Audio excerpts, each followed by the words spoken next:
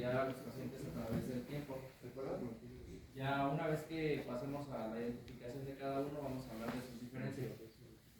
Arriba de los estudios de cohorte están los estudios clínicos aleatorizados, ¿de acuerdo? La clase pasada hablamos un poquito de sesgo y de la importancia que tienen estos estudios clínicos. Hoy vamos a ahondar un poquitito para que sepan más o menos las diferencias y por qué es tan importante, ¿de acuerdo? Y hasta arriba de la pirámide están los metaanálisis. Los metaanálisis lo que hacen es comparar resultados de diferentes estudios que sean similares, y de esta manera nos dan conclusiones que son más certeras con respecto a los resultados de los estudios, ¿de acuerdo? ¿Alguien tiene alguna duda de esto? ¿Queda claro las diferencias? ¿Sí? Siento miedo aquí. Todos están así muy rígidos. Relájense, estamos en un taller, ¿ok? Muy bien, entonces, para poder definir cuál es la naturaleza de nuestro trabajo, es muy importante que sepamos en qué parte de esta clasificación estamos, ¿de acuerdo? Hay estudios que son descriptivos y hay estudios que son analíticos. De los estudios analíticos hay observacionales y experimentales, ¿de acuerdo? Entonces, algo descriptivo, me encontré un caso de un trauma abierto que hizo, no sé, oftalmia simpática, ¿no? Algo parecido. Cosas raras que no se ven tan frecuentemente, pero que es importante informar a la comunidad médica sobre los hallazgos, ¿de acuerdo? Series de casos.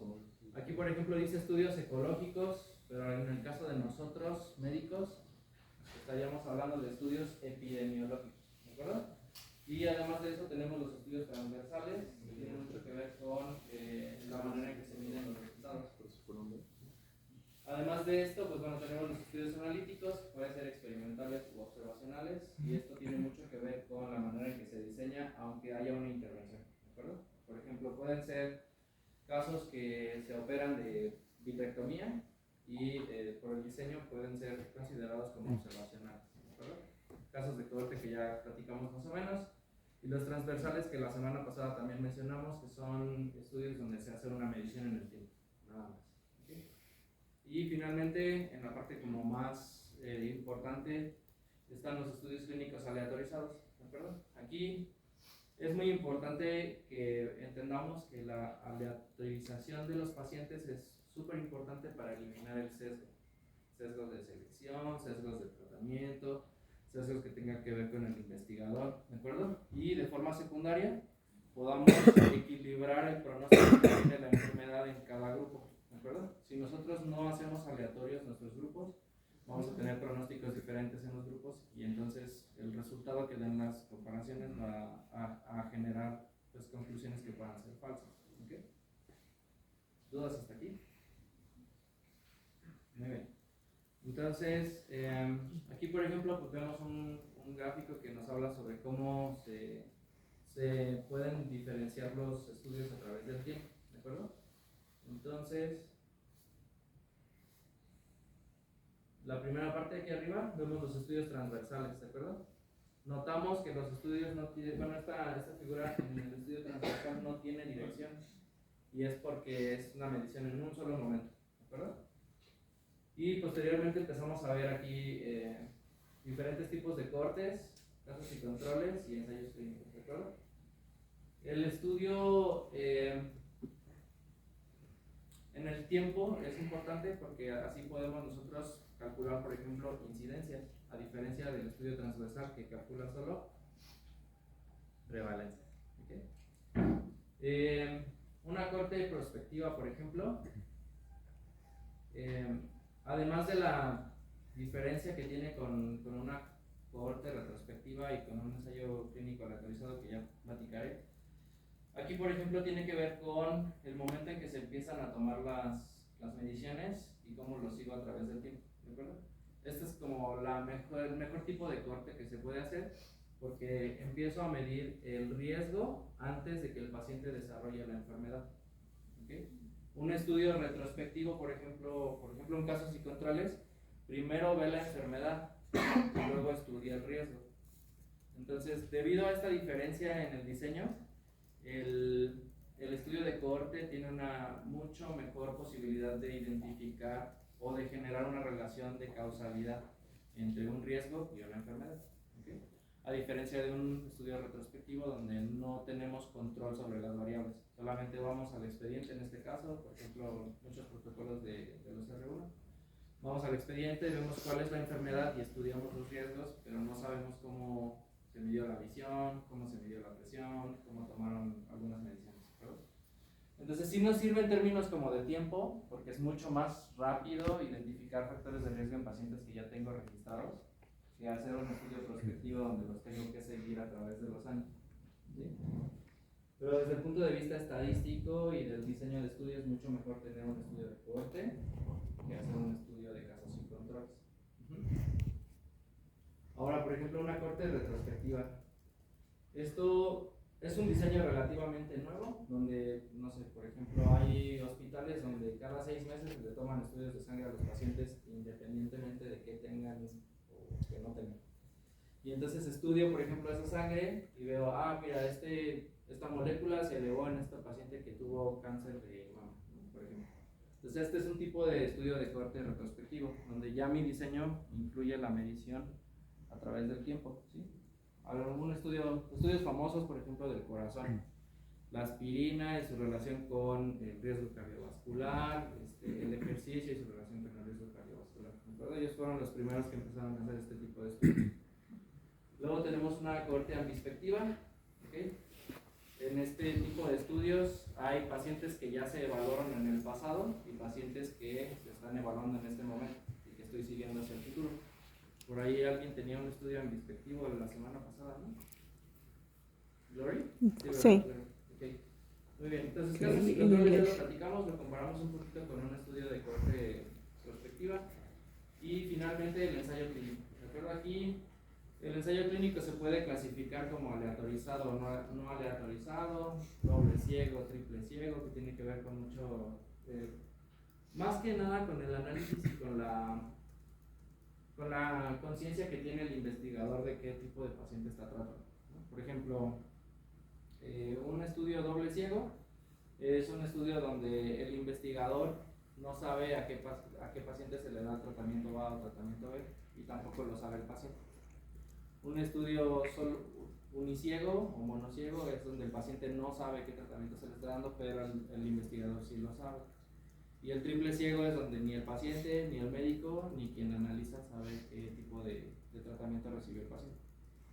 Y entonces, en términos de sesgo, es mejor un triple ciego que un doble ciego, y un doble ciego es mejor que un monociego. ¿De acuerdo? Muy bien, ¿dudas hasta aquí? Muy bien, algunas cosas para recordar. Los estudios de tipo transversal solo pueden describir prevalencia. Vamos a estar platicando un poquito de algunos de estos conceptos en la próxima sesión.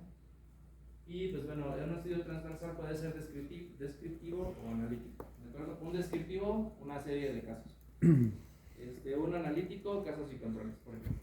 ¿Sí? Muy bien. Entonces ahora vamos a hablar de algunas de las diferencias entre estos estudios con respecto a la causa y el efecto de una enfermedad. Un estudio retrospectivo, ya platicamos que mira hacia el pasado, ¿no? Eso es lo que quiere decir retrospectivo. Y bueno, al mirar hacia el pasado, nosotros vamos a... Aquí la figurita, el circulito es, digamos, donde comenzamos nuestro estudio y aquí le puse un ojito para que se acuerden, ¿sabes? Entonces, el primer enunciado es que un estudio retrospectivo va del efecto a la causa, ¿de acuerdo?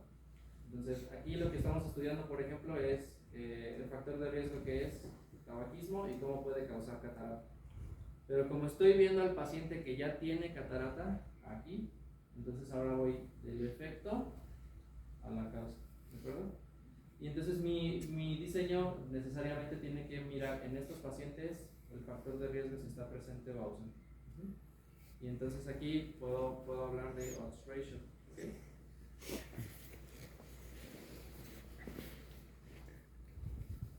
Ahora, si fuera un estudio de cohorte prospectiva, entonces ahora vamos a ver al tabaquismo como, digamos, como el inicio de nuestro estudio. Y vamos a estudiar al paciente a través del tiempo para ver si hay alguno que desarrolle catarata o alguno que no desarrolle catarata, por ejemplo. ¿Sí? Entonces un estudio prospectivo irá de la causa al efecto, ¿de acuerdo? Y verás al paciente desarrollar la enfermedad de acuerdo a este factor de riesgo. ¿Sí? ¿Dudas hasta aquí? ¿No? ¿Sí? En retrospectiva, ¿no también se incluyen pacientes que no tengan la causa? Desde luego. Acá tienes pacientes que servirían como tu control, por decirlo de alguna manera, si en este caso quieres estudiar tabaquismo y su relación con catarata. Pero, por ejemplo, ahí también tenemos pacientes sin catarata. Desde luego. Aquí está. Entonces tendrías en realidad 4 grupos, ¿no? Para comparar. ¿Alguien más tiene alguna duda? Nadie. Nada más los grillos suenan aquí. Muy bien. Entonces, súper rápido, una tabla que los compara, los estudios de cohorte y los estudios clínicos aleatorizados. Como ya platicamos, aquí lo que hacemos pues es a veces un volado, a veces los podemos definir de acuerdo a diferentes maneras, también para que los grupos queden más o menos del mismo tamaño, ¿okay? Pero siempre aleatorio. Aquí el investigador no puede decidir qué paciente va a qué grupo bajo ninguna circunstancia. Recuerden que lo más importante es que podamos igualar el pronóstico que tiene una enfermedad y por lo tanto podamos hacer comparaciones que sean válidas y clínicamente relevantes.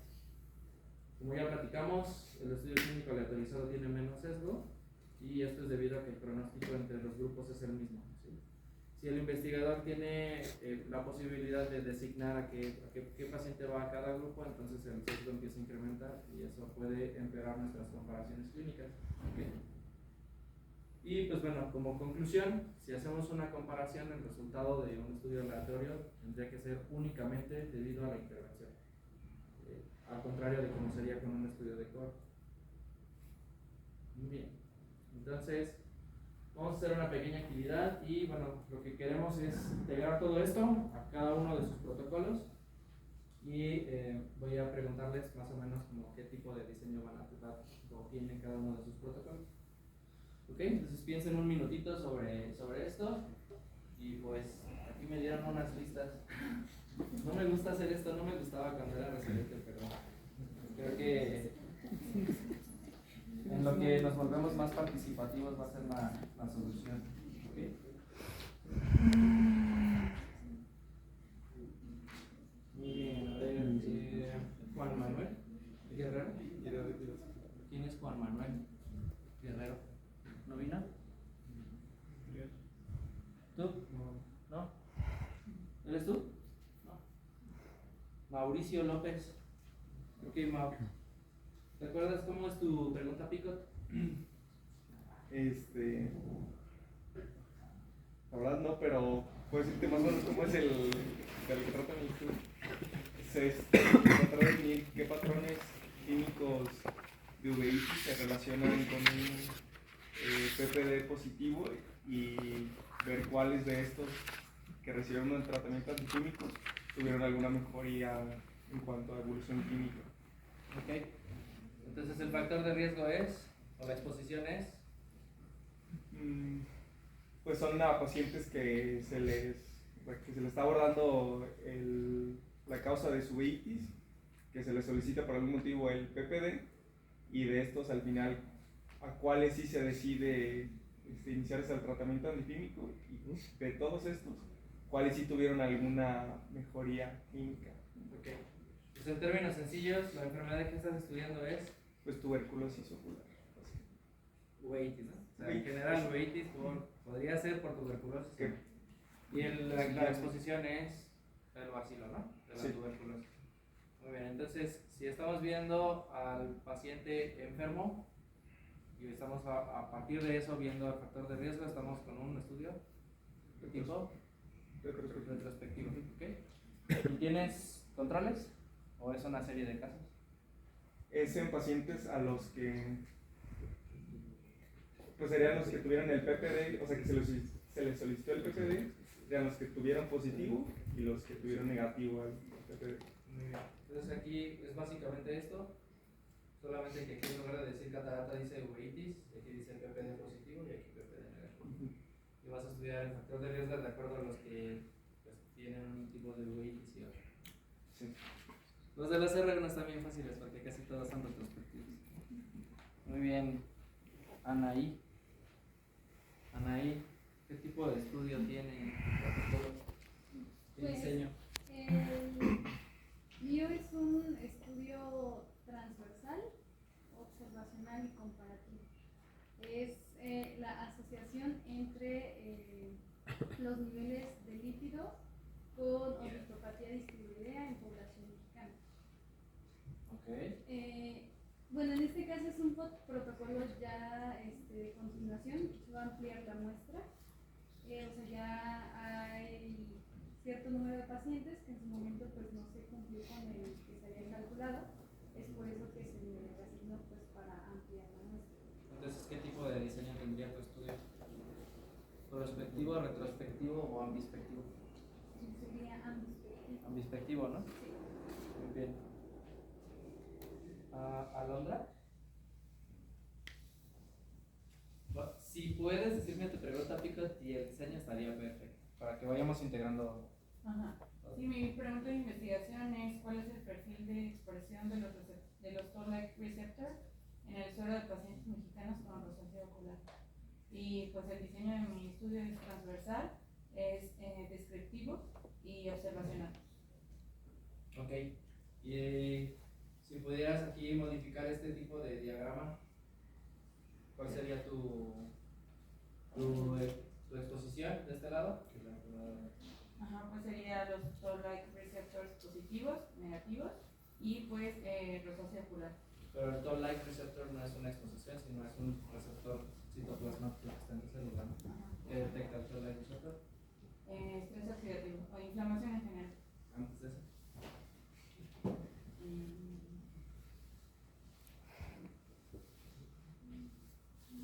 Flora bacteriana, ¿no? Ah, bueno. O sea, tu estudio tiene que ver con la exposición a la microbiota. Sí, sí, sí.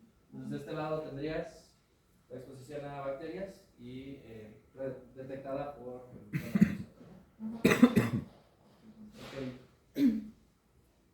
Irán.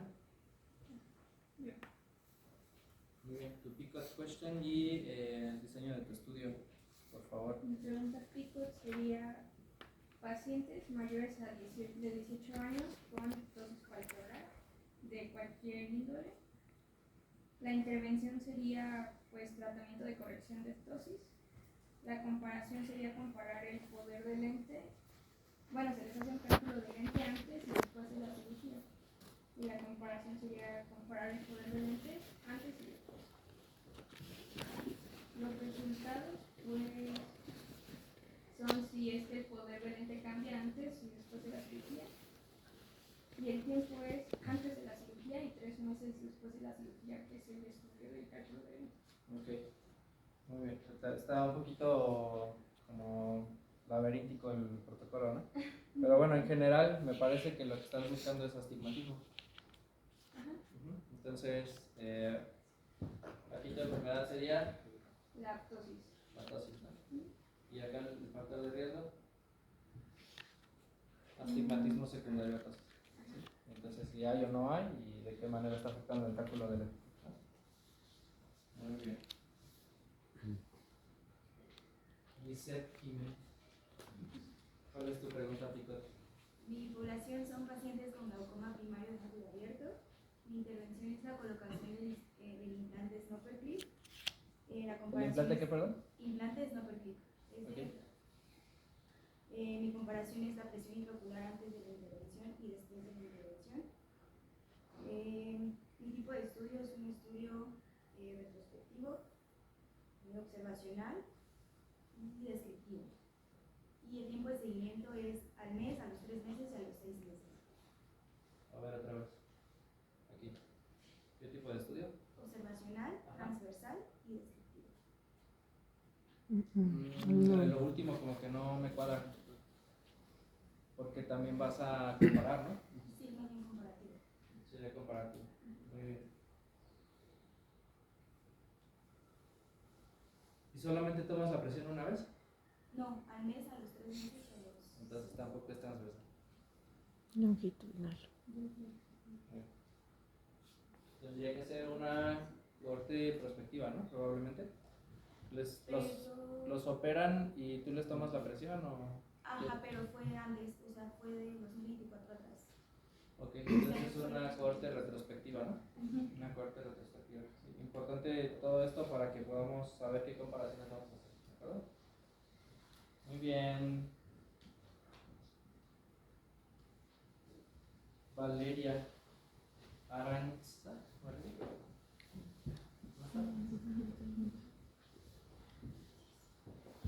Diego. Está de vacaciones. Tengo un tino para los que no vinieron. Andrea Espinosa.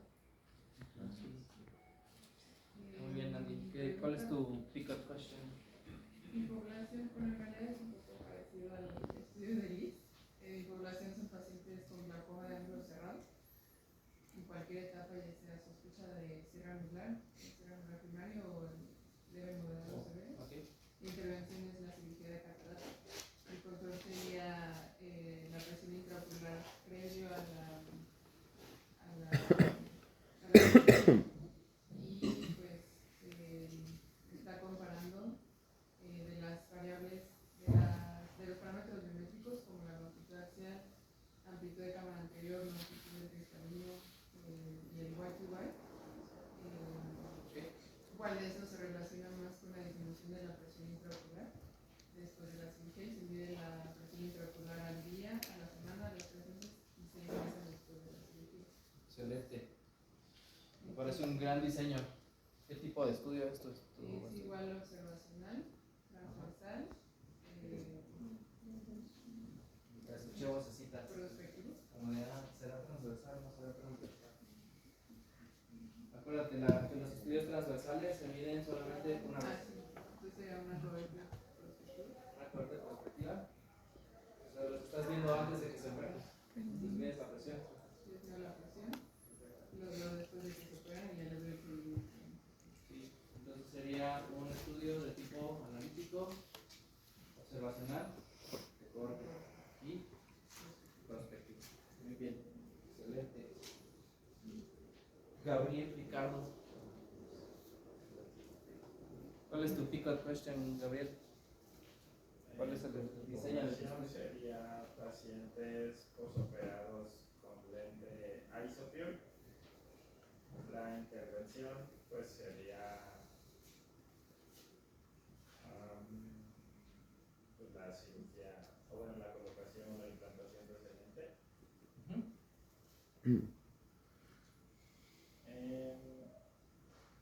Luego, pues la comparación sería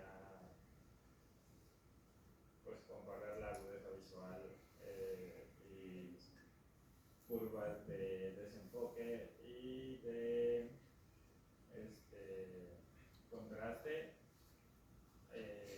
Sensibilidad al contraste. ¿Mande? Sensibilidad al contraste. Sensibilidad al contraste antes y después de la cirugía. Y pues esperamos que como es un lente de monofocal plus, pues que tengan una visión intermedia funcional como se anuncia. Como dice el folleto, ¿no?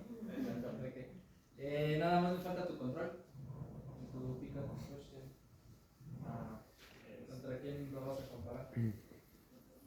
Contra pues ellos mismos, pero antes. Antes de la cirugía. Ajá.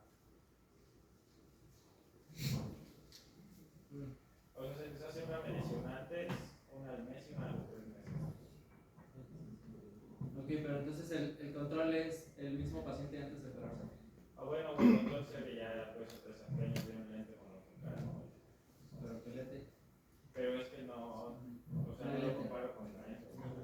Nada más es como describir cómo es el desempeño del lente, pero no lo comparo con otra cosa. Probablemente sí lo comparas. ¿Quién te asesora tus protocolos? Doctor Guerrero. Yo creo que sí lo comparas. Nada más hay que buscar quién es el control. ¿Ok? Es muy importante que podamos, por ejemplo, aquí se me ocurren dos cosas. ¿Sí? No es lo mismo comparar al paciente con él mismo que con alguien más. porque la desviación estándar de las mediciones contra él mismo va a ser muy similar comparado con la misma. Y segundo, si el paciente es su mismo control antes de operarse, vas a tener muchos cambios que son debido a la cirugía de catarata por sí sola, en lugar de observar los cambios que son causados por un lente de ojo. Entonces aquí tendrías que tener algo todavía más parecido, como por ejemplo un lente monofocal. Muy bien. Entonces, ¿qué tipo de estudio, qué diseño tiene tu estudio? Pues sería analítico, observacional,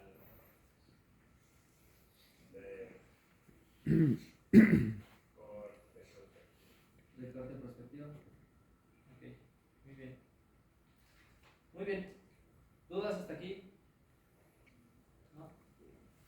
Sé que estos conceptos no son así como la parte más bonita de la oftalmo, pero sí los tenemos que conocer, ¿ok?